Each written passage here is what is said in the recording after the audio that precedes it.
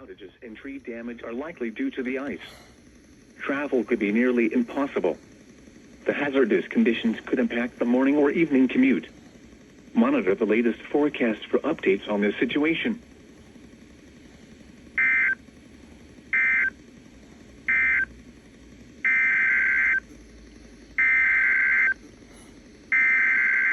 A winter storm watch is in effect from late Wednesday night through Friday morning. For Muskingum County, heavy mixed precipitation possible.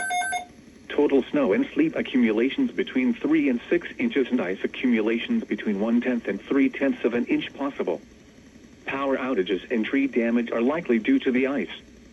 Travel could be nearly impossible. The hazardous conditions could impact the Thursday morning and evening commutes. Monitor the latest forecast for updates on this situation.